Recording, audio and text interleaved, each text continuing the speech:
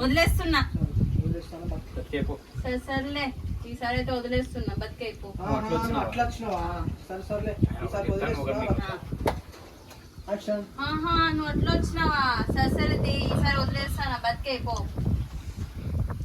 కదా బతికే పో తలుపు అంతే. పెట్టు. పో పో పో. పో. ఓకే, ఇప్పుడు అవునే ఇంటికి వచ్చినాక మీ అమ్మ ఏమన్నా మాట్లాడిందా? అవునే ఇంటికి వచ్చిన తర్వాత మీ అమ్మ రెస్పాన్స్ చెప్తున్నది, ఏమన్నా సెట్ అవుతుందా?